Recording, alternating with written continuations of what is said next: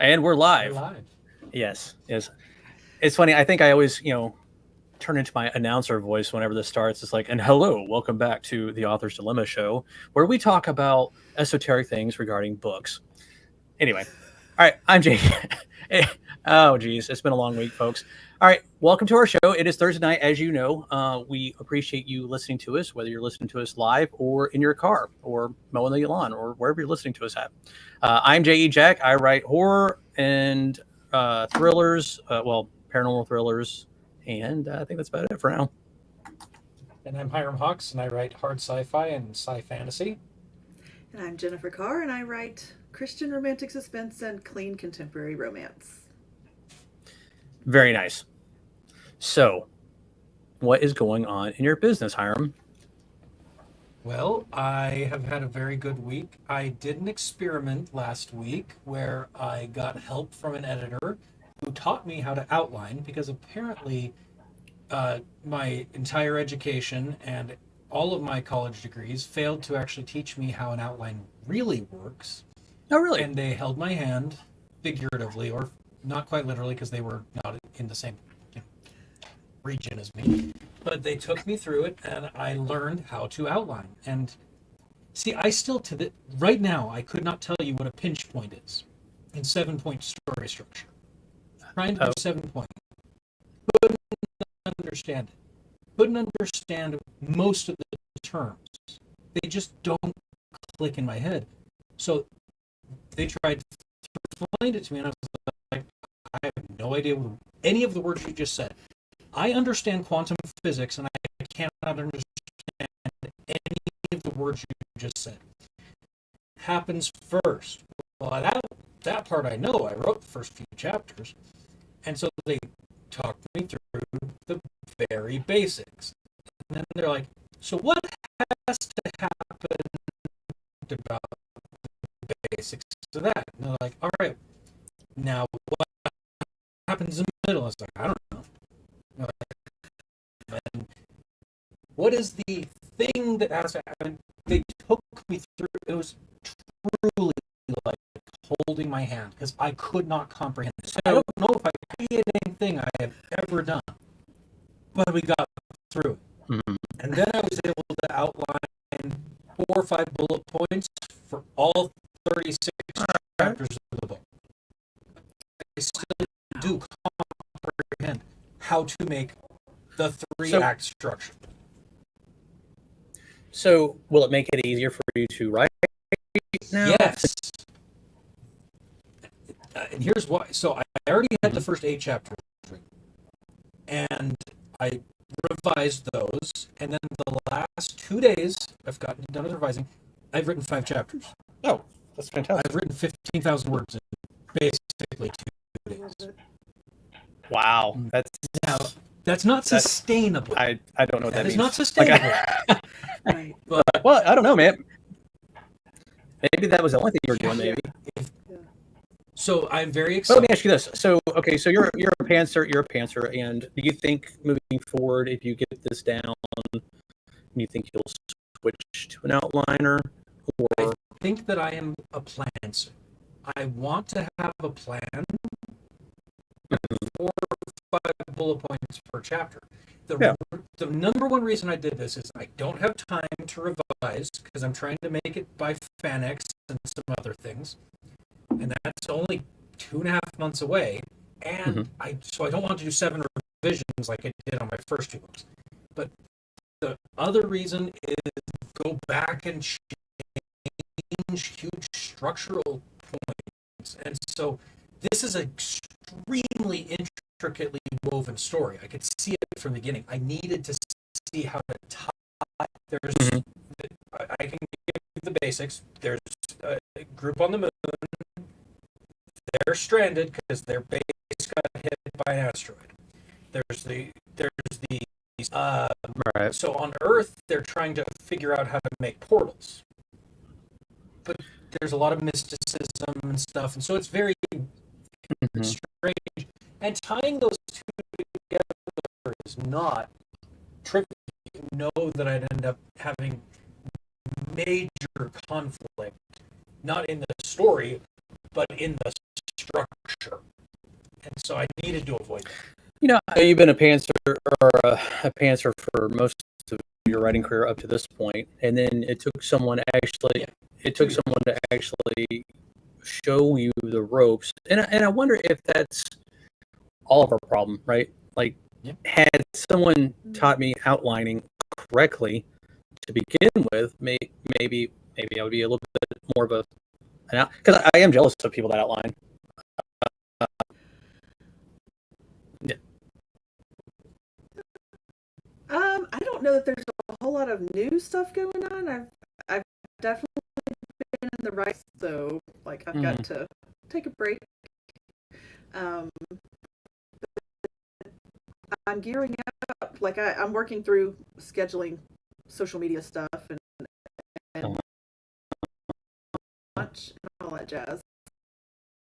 So that's kind of where I am right now. Is kind of It's interesting whenever I get into those moments for studying or whatever. It always reminds me of the Grinch, and his heart grew 3 times the size that.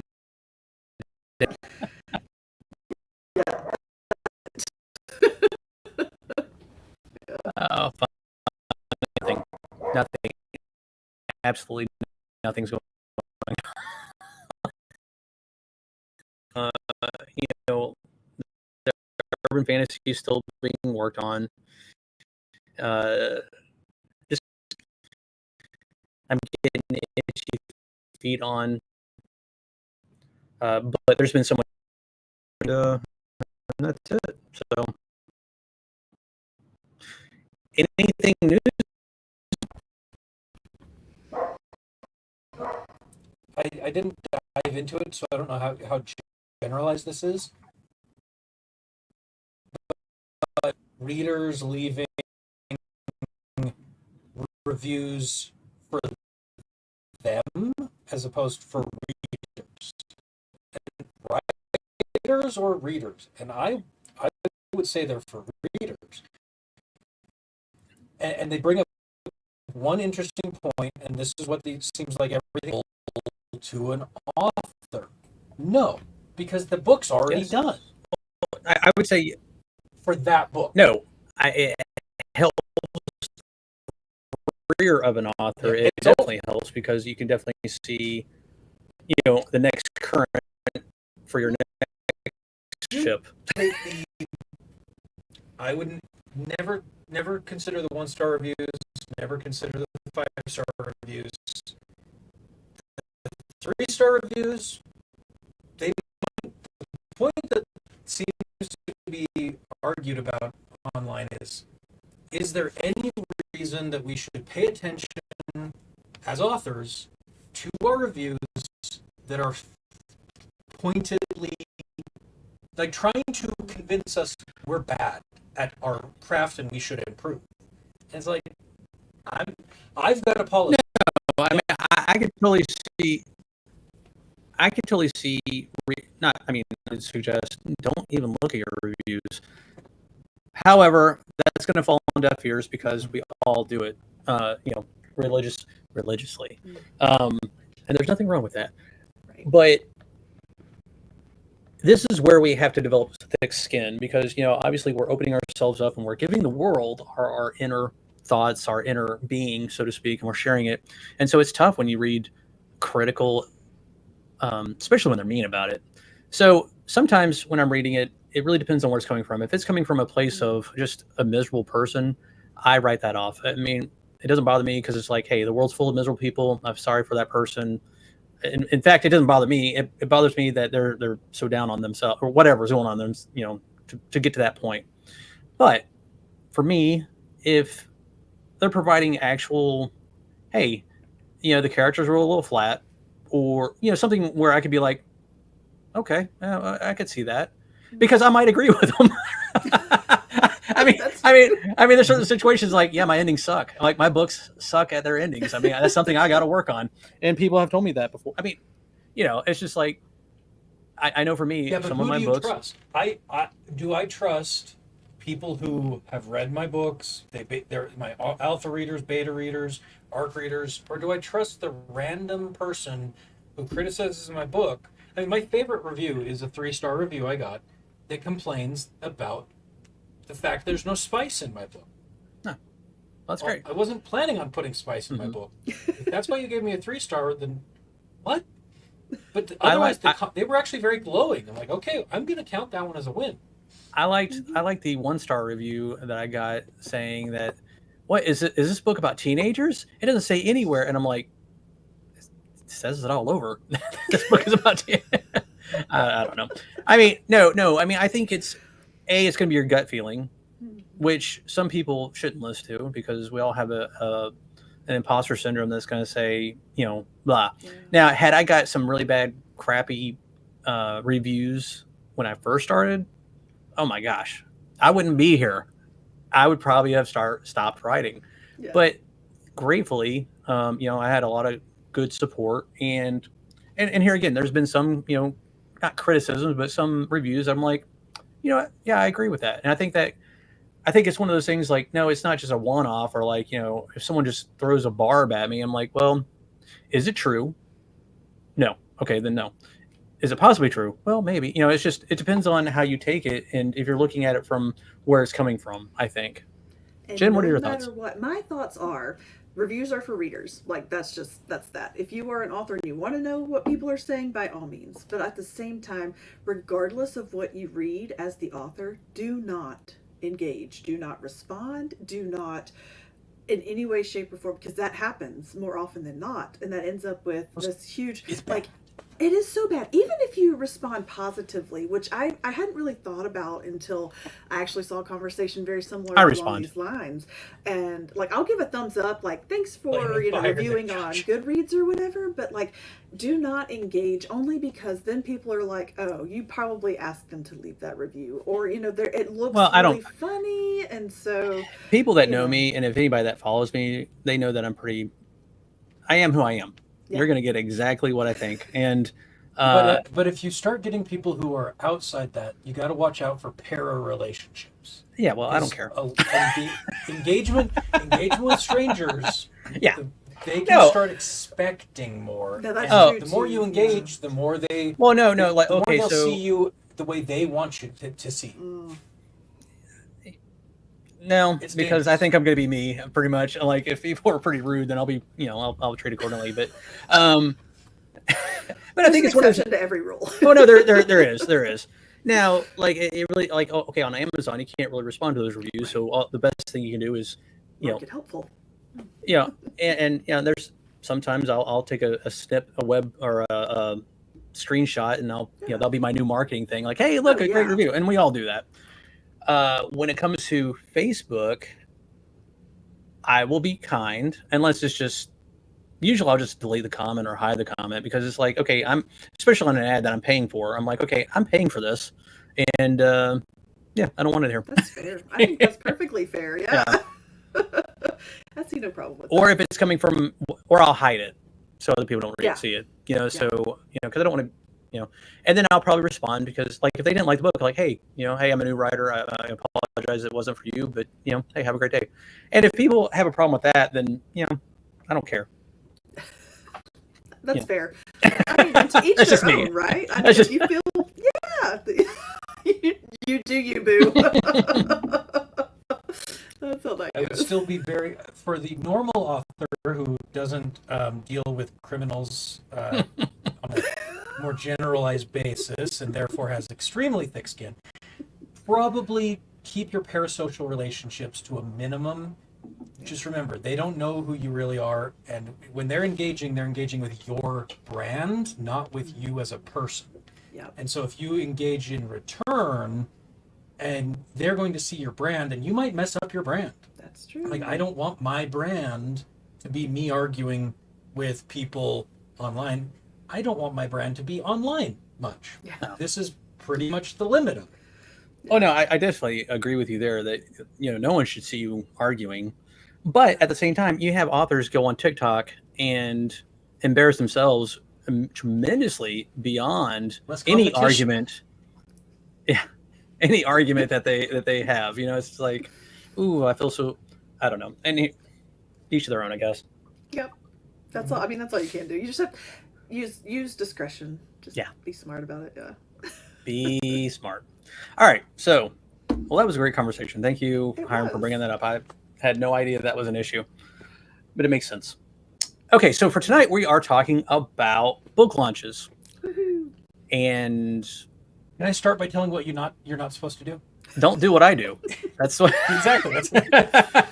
We got Jen for the good example, but I can lead with some bad examples. Yeah, I did yes, it wrong. yes. So Jen is slowly becoming, and here again, I said I was going to say this joke before we got into the show, but Jen is slowly becoming the Elon Musk of book launches. You know, she's developing the plan. She's going to launch out into space, and that's fantastic. We support her. Or you could do it what I do and go to Walmart and buy the $20, stomp on this button and blast off this little plastic thing that'll go 20 feet in the air, and hopefully the parachute will deploy. I wouldn't recommend that, but now all joking aside, there's different there's different ways of going about releasing your book. Because a lot of people, depending on what's going on in your lives, you may have a day job that's keeping you busy, or you may have other endeavors that are family, kids, things of that nature, which Jen has all three. So, and she's able to do it. So tell us, Jen, talk to us.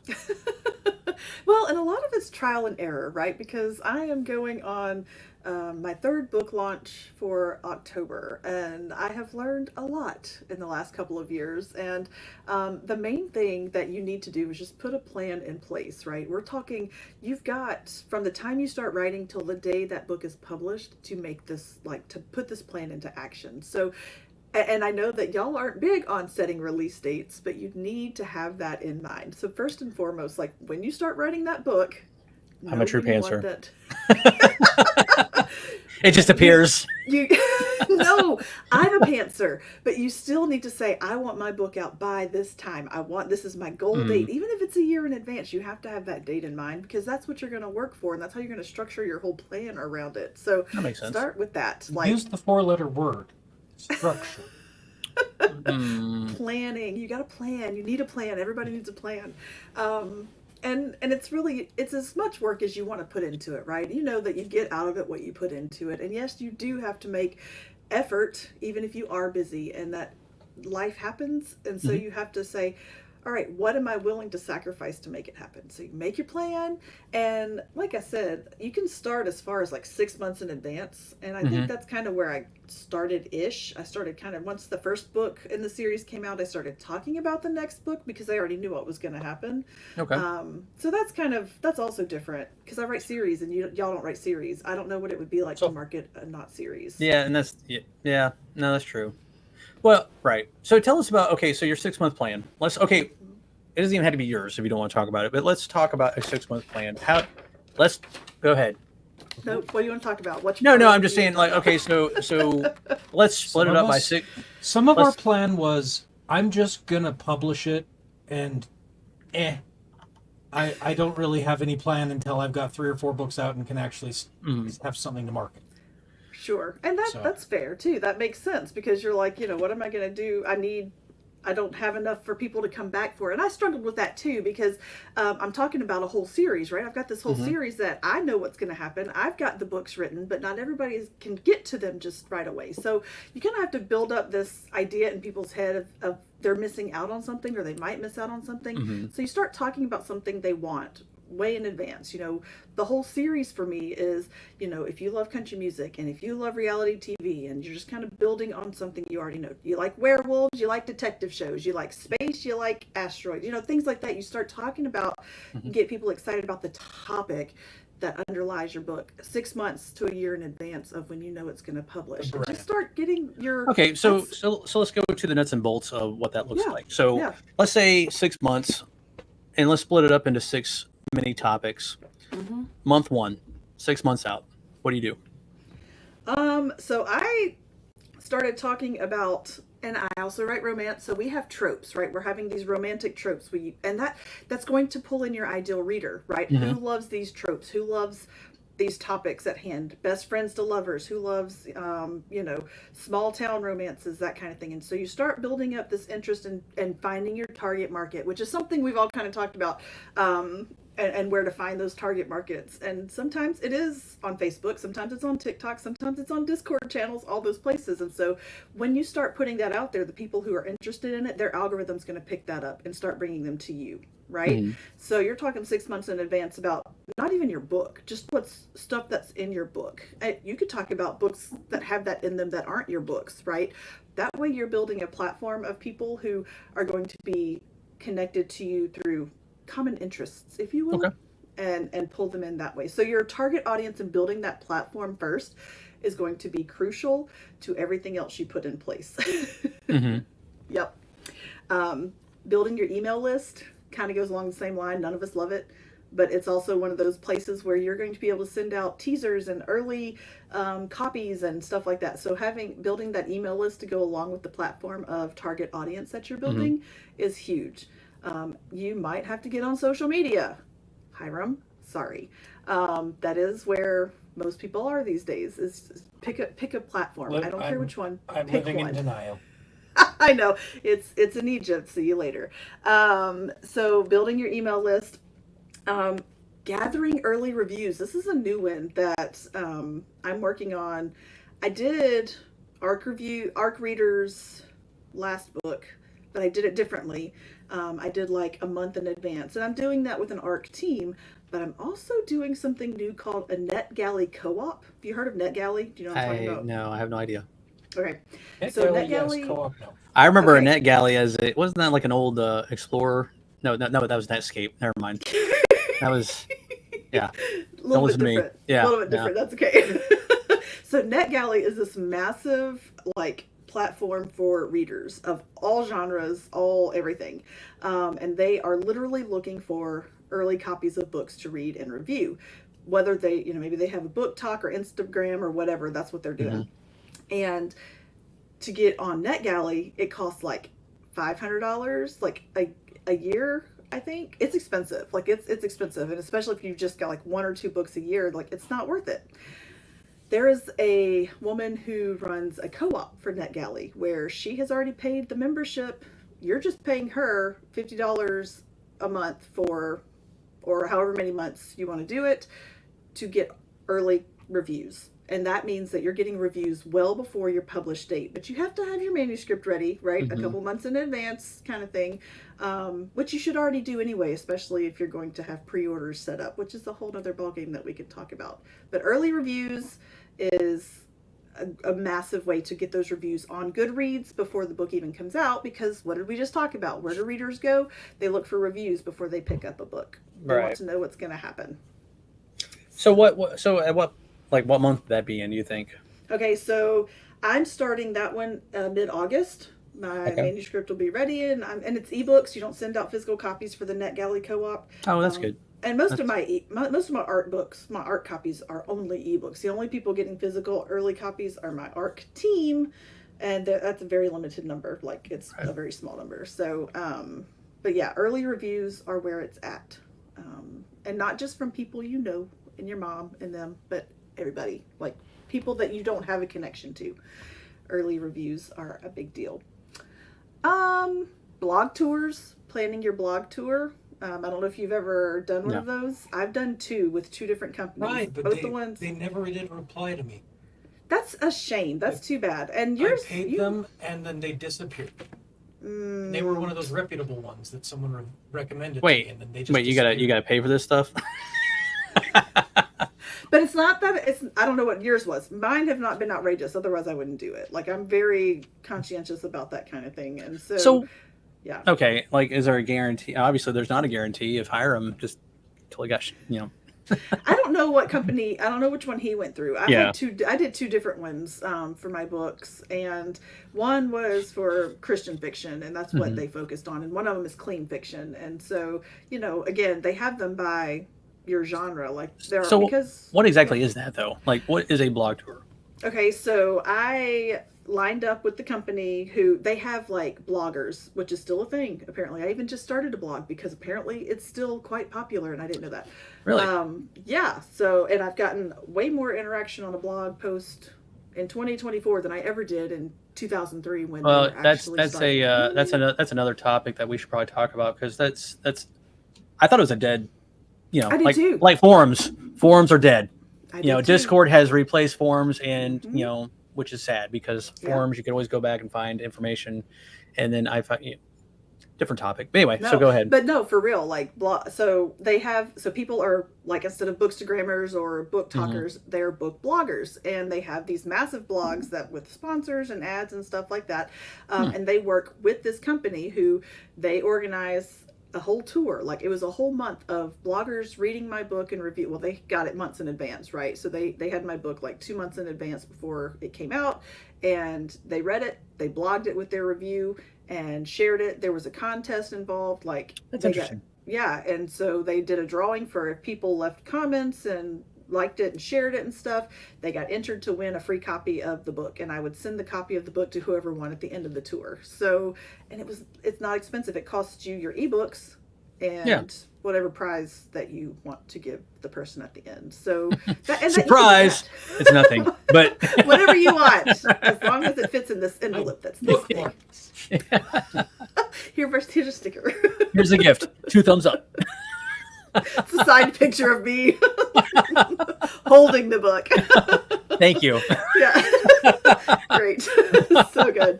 But and those are things you can do all throughout the year. You don't have to do that at book launch if you don't want to. Like, because that's my book had been out. I did No Matter What and The Lost and Found, and they had been out a year when I put them on a blog tour. So those are things you can do whenever you feel like it, if you can find a company that's a publicity company that does blog tours. So that's interesting. Like I said, I've never.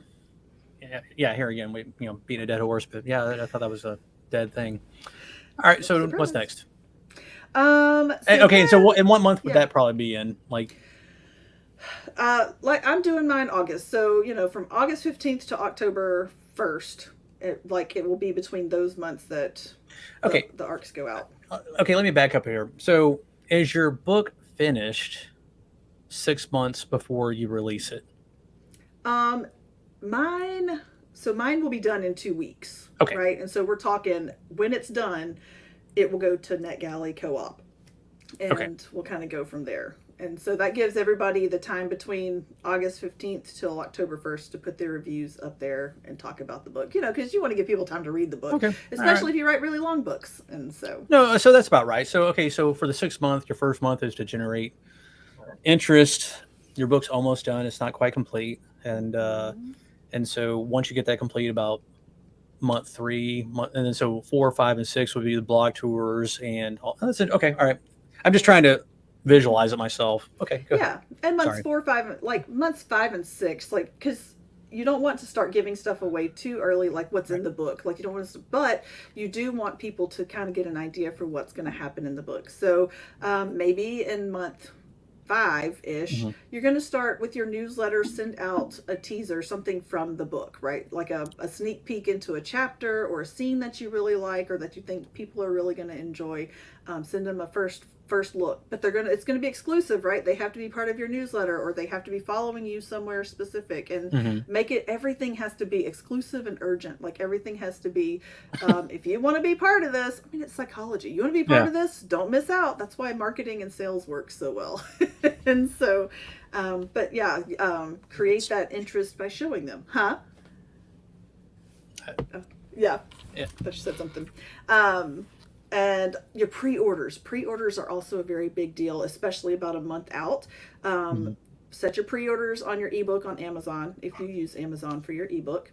You cannot set up pre-orders for paperbacks on Amazon. You can set a release date, but you cannot pre-order paperbacks on Amazon, which apparently is a good thing anyway, because I haven't had an issue with pre-orders on my ebook, but I've heard horror stories about ebooks having issues with pre-orders and like people losing hundreds of them and not. Oh, wow. Yeah, and so I don't know exactly how that happens, except that the only people who can get pre-orders are the big name companies.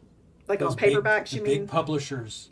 Yeah, for physical copies of books, to do pre-orders, you have to be one of the publishers that print your own books.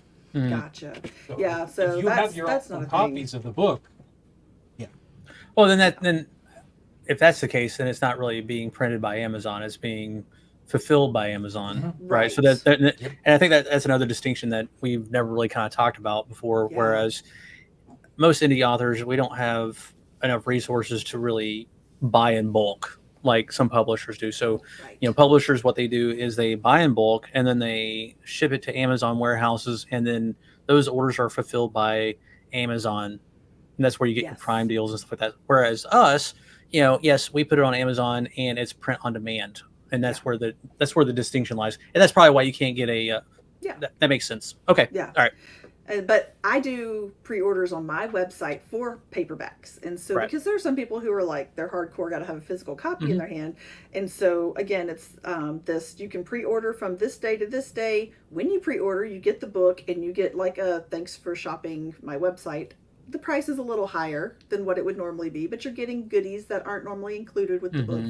And it's exclusive. Once again, Do you sign those? to get this, I do. I sign them, and it's all kinds of fun stuff that comes in the envelope with your book. And it's just stuff that you're only going to get. It's me. A little bit of the author comes with the book. Yeah. And so, but setting your pre-orders up on your website and that kind of thing is a big deal. It's people enjoy pre-orders because it makes them feel special, and that's of course. the whole point. I mean, everybody wants to be a part of something. Exactly. So, and you only get one shot at it. So, so setting up your pre-orders both on Amazon for your ebook and also on your website, very important part of it. And then you've got to, like, 1 month leading up, you've got 4 weeks before your book comes out, you hit social media hard. You have other people hitting social media hard for you. If you have an ARC team, that's what I have. It's a street team, right? They're the ones that, we have this plan in place where I have 15 other people talking about my book alongside me the month before leading up to it. Hey, guess what's coming out? Hey, look what's happening. Oh, you're not going to want to miss this. Go pre-order your book, and that kind of thing. Collaborate with other authors to have them talk about your book. You can talk about their book, especially if they're in the same genre and stuff. Yeah. So 4 weeks to make up friends. to it. It is really nice to have friends, especially who like to read or are also authors. So, yeah. Yes. I like to read. I just have no time. Time's a problem. So anyway, that's kind of it. And then, I have a whole like 30-day plan for social media kind of thing, but we're not going to talk about all those days. But just know that you have to you have to constantly be in front of, but you can schedule it. You don't have to do it yourself every single day. Like, find a day, put it all up there. It's like that easy.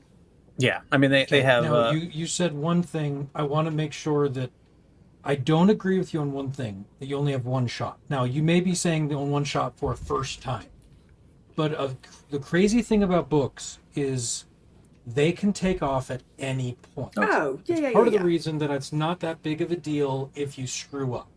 It's annoying. Right, it's like, oh, darn it, I didn't do great.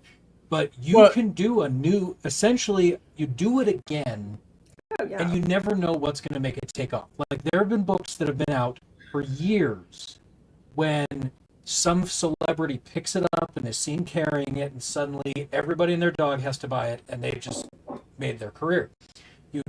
It's never too late for a book as long as you don't give up on it for it to have another chance. Well, I think it's one of those things where it's the initial. I mean, you only get one shot at the initial impression, right? And that is true. And I think that's what needs to be delineated there, because I mean, that's the beauty of having a book, because you never know. I mean, you never know which influencer or someone that is looking for a rainy day read and they love it, and then they know a lot of people and they want to share it. It's just, and that's another thing I found with writing in general too. Whatever you're writing, there's someone out there who wants to read it. Yes, exactly. Both good and bad. And like J.R.R. Tolkien, he did not sell 1 billion copies of his book day one. It wasn't when he first released. It was not popular. It took a long time, and now it's the foundation. Hi, Kim. Hey, Kim. Kim Ski Shack Madison says, "Hey, book friends. We've seen you before on here, so welcome back." All All right, so for the brand new writer that only has one book, and it might not be even complete yet. They're still in the process of what are your recommendations. So, like for us, we have multiple books out now, and it's kind of getting easier with each step. So, for the brand new author, what would you recommend for them to do? Which Keep writing. this whole show has been for them. Yes. But yes, be brave. Don't stop Be brave. writing. And Right. literally, the reason I say that is that part of your social media, the authors that seem to have the best success are the ones where here's what is coming, and there's more after. Right. And so if you are done, if you've written the great American novel, and that's the only thing you're ever going to write, then just what's the point of doing this book release? What's the point of building this groundswell of support because that's going to propagate to your next book. But if you if you're not planning your next book, then what's the point? Right. So I'd say number one, first and foremost, have your plan for the long term. Some of our plans are really stupid, but they're still plans.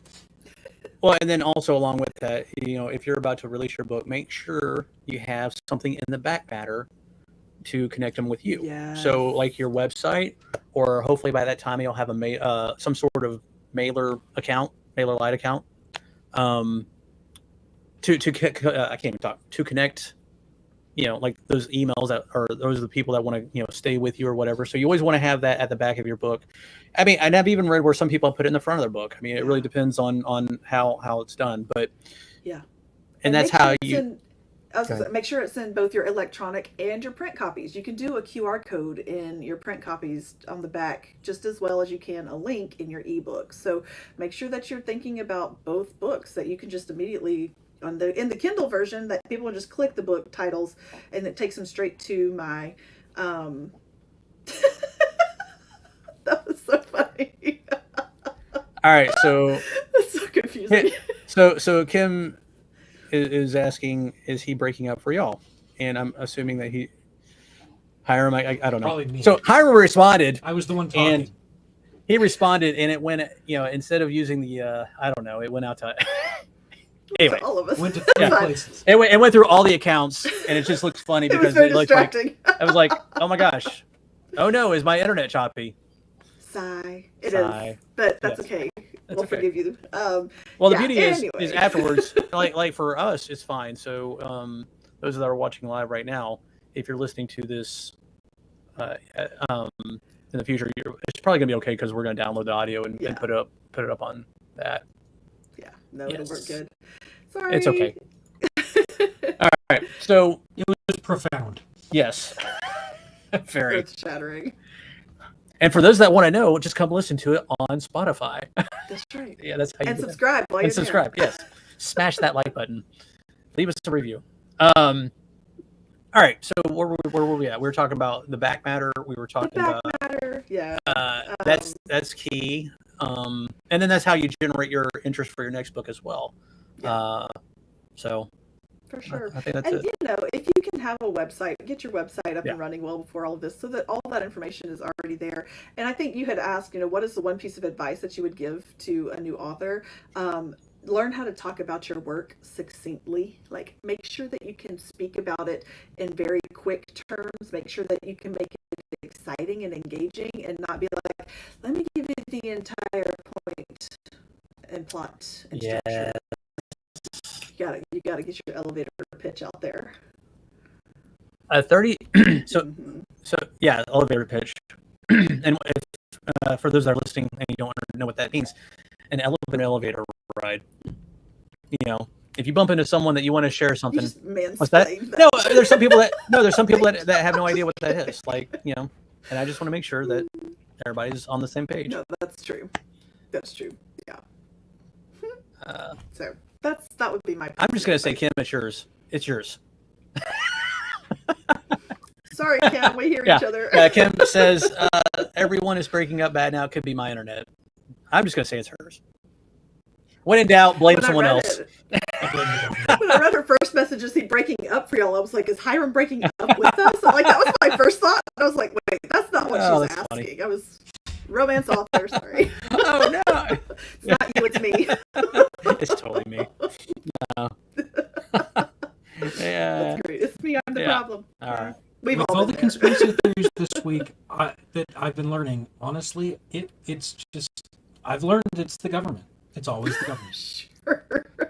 Sounds Okay, good. that's another contest topic for another podcast. No, anyway. All right. Well, I think we've kind of covered that topic tonight. Is there I hope anything? so. If you have any questions on that, be sure to reach out to us at authorsdilemma@gmail.com, or if you want to Specifically address Jen. or whoever. If on this topic or any other topic, if you have a show topic that you would like us to talk about, or a question that you would like us to answer, we'd be more than happy to try to provide an answer. And that's pretty much it. So thank you so much. We appreciate your time with us, and we hope you have a great week, and we'll see you next time. God bless.